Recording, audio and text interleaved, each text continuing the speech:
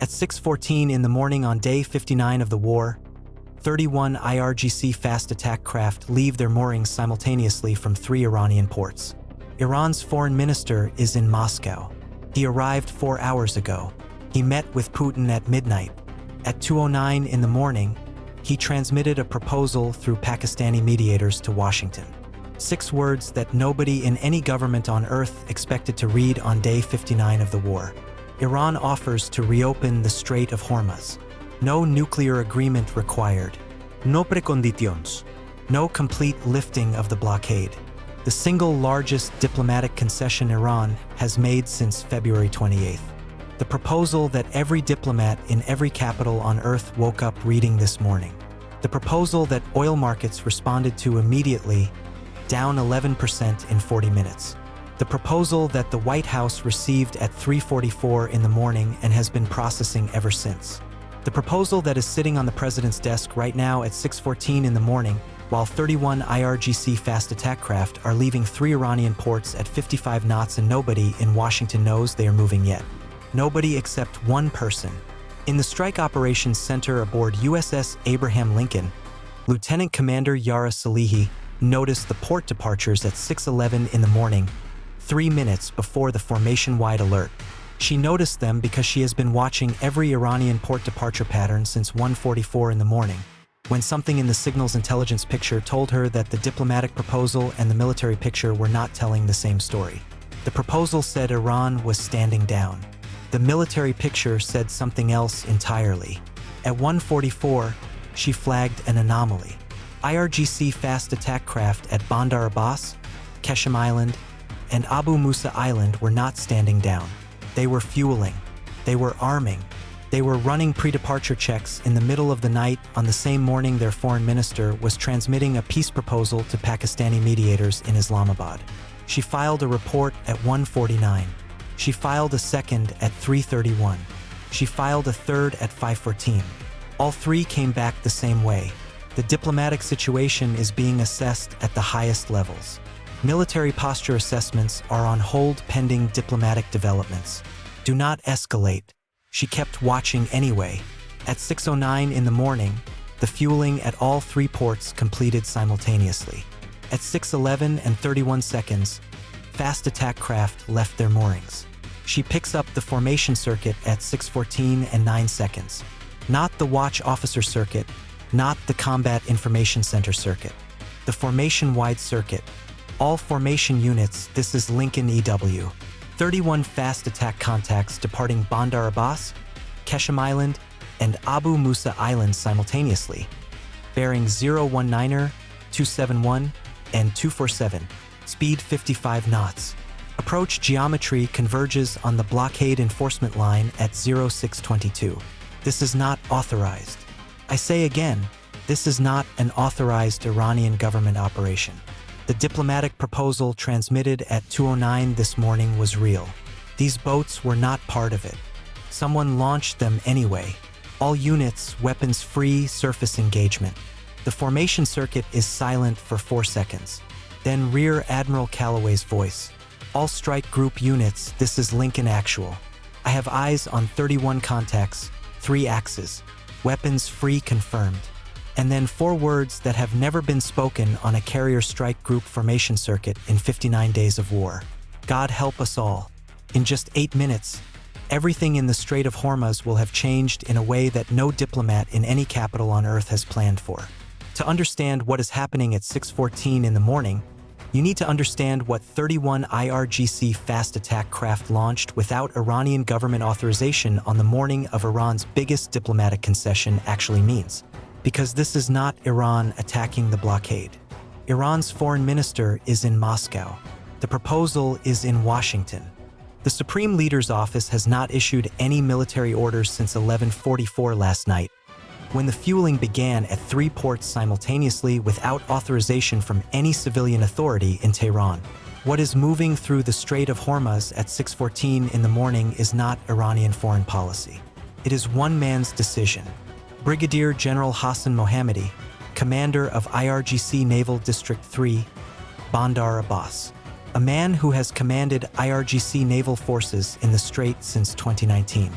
who has watched every diplomatic proposal and every ceasefire and every negotiation for 59 days and understood each one the same way, as weakness, as betrayal, as the moment Iran stopped being Iran, who decided at 11:44 last night, when he read the foreign minister's proposal before it was even transmitted, that he was not going to let it happen, that if Iran was going to negotiate from weakness, it was going to do so only after demonstrating that weakness was not the same as surrender. The 31 fast attack craft hitting the blockade enforcement line at 6:22 in the morning, on the very day Iran offered to open the strait, would tell Washington something that no diplomatic proposal could ever communicate. That Iran does not negotiate because it has run out of options. That Iran negotiates when it chooses to, and that the IRGC chooses when Iran chooses. He launched them at 6:11 without calling the foreign minister, without calling the Supreme Leader's office, without authorization from any authority above his own rank. He launched them because he decided to, and because nobody stopped him. 6:14 in the morning, Northern Sector, USS Gonzalez, 11 contacts bearing 019er, range 7.9 nautical miles. 8 minutes out. Commander Elena Park has been building her engagement plan since 6:11 in the morning when Salehi's passive sensors first showed the departures.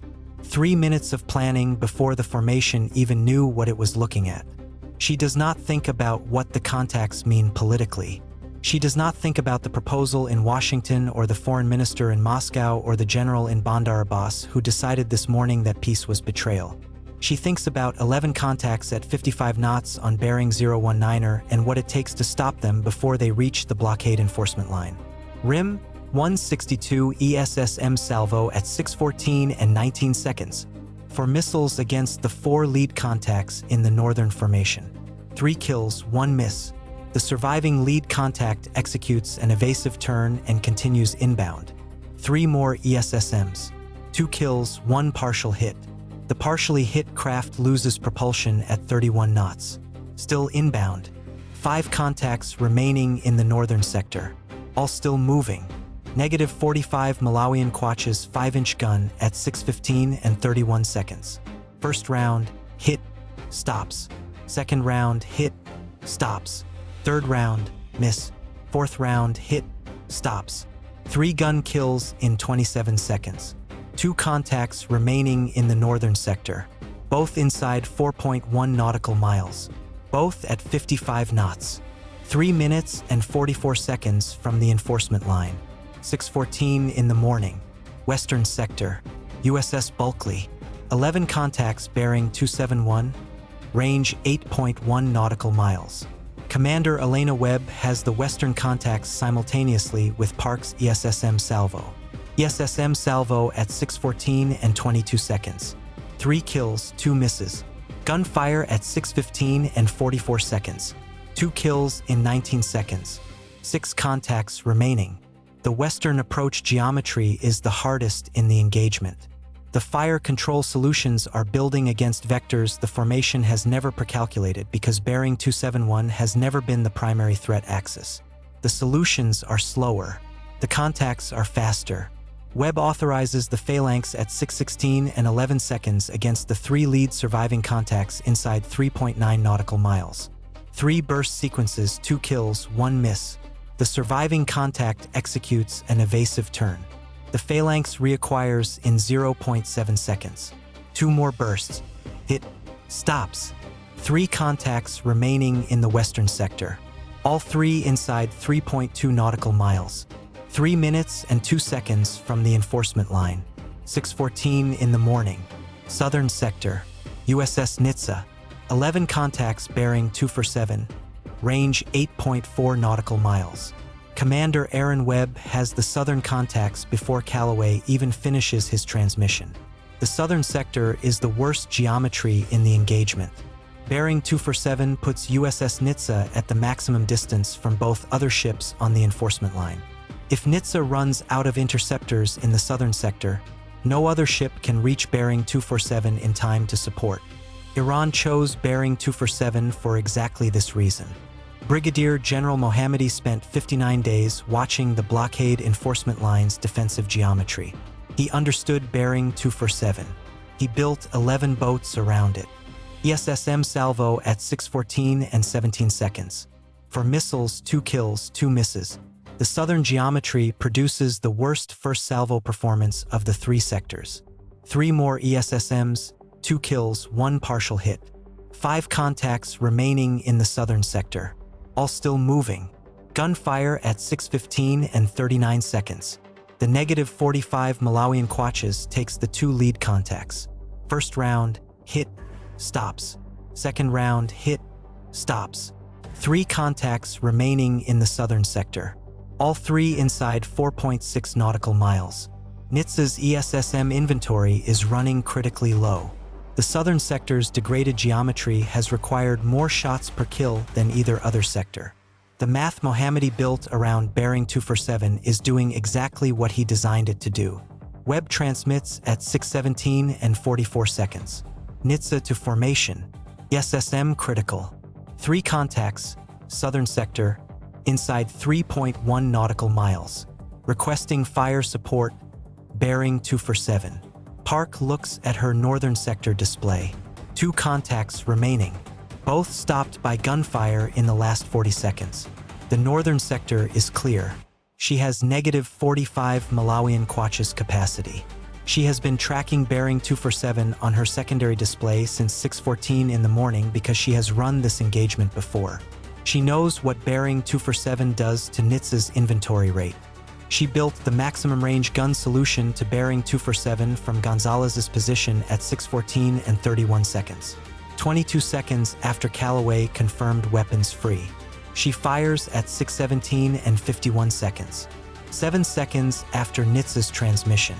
Range to the 3 southern contacts from Gonzalez's position is 13.8 nautical miles. The rounds are in flight for 27 seconds. First round impacts at 6:18 and 18 seconds. Hit, contact stops. Second round at 6:18 and 22 seconds. Hit, stops. Third round at 6:18 and 29 seconds. Mississippi fourth round at 6:18 and 34 seconds. Hit, stops. 3 contacts in the southern sector. All 3 stopped by gunfire from a ship 13.8 nautical miles away in 43 seconds of flight time. Southern sector clear at 6:18 and 34 seconds. Simultaneously, USS Bulkley's Phalanx is clearing the final 3 western contacts. 2 kills at 6:18 and 11 seconds. 1 surviving western contact at 0.7 nautical miles executing a final evasive turn. The Phalanx fires 3 bursts. The 3rd burst finds the contact's engine section. 1 flash, gone. Western sector clear at 6:18 and 44 seconds. All 3 sectors clear at 6:18 and 44 seconds. 31 IRGC fast attack craft. 27 destroyed or disabled. 4 stopped and drifting in the Strait of Hormuz. None reached the blockade enforcement line. The line that Brigadier General Hassan Mohammadi launched 31 boats against at 6:11 in the morning is intact. The blockade holds. In the Combat Information Center, Callaway looks at his tactical display for 6 seconds. 31 contacts at 6:11. 0 contacts at 6:18 and 44 seconds.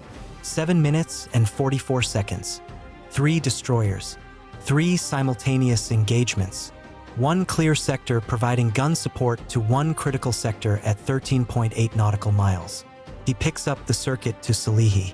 Lieutenant Commander Salihi, your transmission at 6:14 and 9 seconds. You said this was not an authorized Iranian government operation. Walk me through what you had. Salihi looks at her display.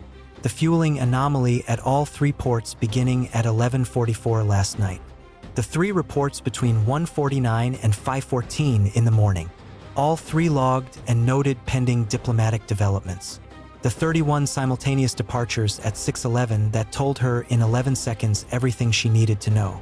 And the one thing she did not put in any of her 3 reports because it was not signals intelligence. It was judgment. Sir, the fueling began at 11:44 last night. The foreign minister's proposal was transmitted at 2:09 this morning. The fueling started before the proposal was transmitted. Whoever launched those boats started getting them ready before the proposal ever went out. This was not a response to the proposal. This was launched alongside it by someone who knew the proposal was coming and decided to launch anyway. Callaway is quiet for 5 seconds. You had that at 1:49 in the morning. Yes, sir. And it came back logged and noted pending diplomatic developments. Yes, sir. He does not respond to that for a moment. In Washington at 6:44 in the morning, the White House Situation Room receives 2 simultaneous reports. The first is the after-action summary from USS Abraham Lincoln. 31 IRGC fast attack craft destroyed or disabled. 0 blockade enforcement vessels damaged. Line intact. The second is a signals intelligence assessment from the National Security Agency identifying the launch authorization origin as IRGC Naval District 3, Bandar Abbas. Brigadier General Hassan Mohammadi. No authorization from the Supreme Leader's Office. No authorization from the Foreign Ministry. No authorization from any civilian or military authority above District 3 Command. A unilateral launch by one general on the morning his own government transmitted a peace proposal. The 2 reports arrive at the White House 4 minutes apart. The first tells the Situation Room the blockade held. The second tells them something that no one in the Situation Room has a protocol for. That Iran's government did not launch those boats. That Iran's government is in Moscow and Islamabad trying to end the war. And that someone inside the IRGC decided this morning that the war should not end.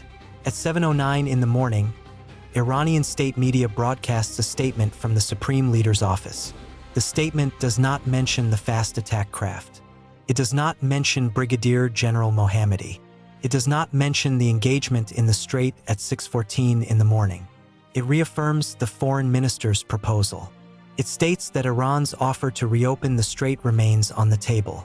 It states that Iran's military forces are operating under unified command in accordance with national policy. The statement says everything that a government needs to say when one of its generals has just launched 31 boats at the blockade enforcement line on the same morning that government transmitted a peace proposal. The statement says none of what actually happened. At 7:14 in the morning, Brigadier General Hassan Mohammadi is relieved of command of IRGC Naval District 3. The order comes from the Supreme Leader's office. It is transmitted on a frequency that Salehi has been monitoring since 1:44 in the morning. She intercepts it at 7:14 and 31 seconds. She does not file a report. She transmits it directly to Callaway's circuit at 7:14 and 44 seconds. Sir, the general who launched them has been relieved. The Supreme Leader's office just transmitted the order. The proposal is still on the table. Callaway reads the intercepted transmission for 4 seconds. He picks up the circuit to Washington. The Strait of Hormuz is quiet at 7:14 in the morning.